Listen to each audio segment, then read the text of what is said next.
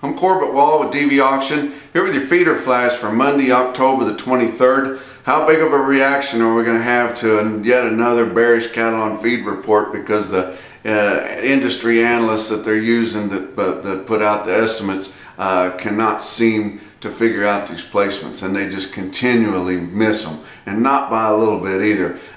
You could throw a dart at a list of numbers and get closer to what they're doing there, and it's really getting frustrating for the industry, frustrated for people that are watching markets, but mostly frustrated for people that have cattle to sell, and they just hinge on this report. Now, I don't understand why we have to have this big drum roll and an unveiling every month here and have these markets hinge on it, and causes a lot of volatility, and it hurts a lot of people. But you look at the board for last week, December live cattle ended the week at 116.60, down 52 cents for the week. November feeder cattle ended at 153.07, down $1.93 for the week.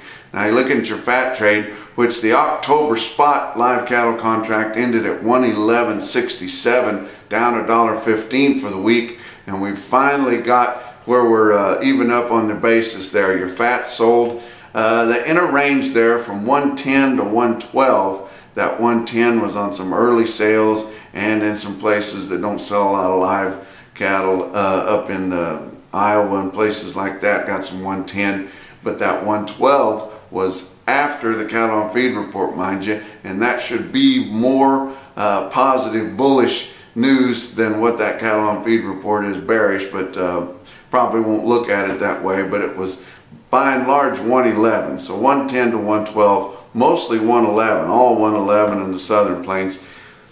And your dress sales were at 175 almost entirely.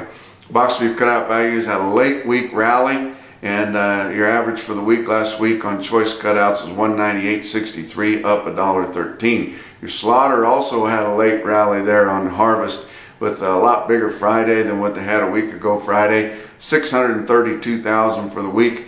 That's 10,000 more than the previous week and 30,000 more than the same week a year ago. But the cattle on feed report, the on-feed inventories for October the 1st come out at 105.4. That's 105.4% of the same time a year ago. And that was compared to the guess of 104.7. So that's not too bad. Didn't miss that hardly enough to make a big difference, which makes me question it even more. If they were that close on the on-feed inventories, what were they thinking on the placements? If you know, they don't jive. If they thought the placements were going to be that light, you would have thought that the on-feed inventory guess would have been farther away, but it was actually close. But your placements during September come out at 113.5, which your nationwide auction receipts during September, which any 8-year-old can figure up, come out at 115, and that sure would have been nice if we could have got that close. But compared to that 113.5 number, the average of the analyst guess was 107.5, missed it 6 percentage points, and they had a huge range from 103 all the way up to 116. But the marketing's 102.9 compared to the guess at 102.6, which that's easy to do because the government tells you exactly how many cattle they kill every day.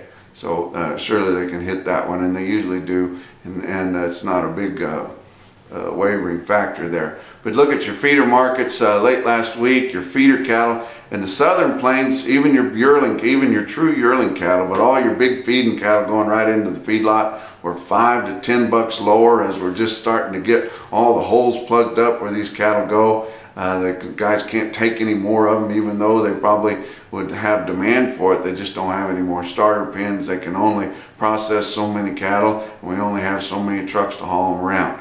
But up in the northern plains, where you have more farmer feeder demand, and you got a lot of these big reputation ranch strings coming to town, these big calves selling unevenly steady on both sides of the steady mark, and a lot of places saw prices quite a bit higher.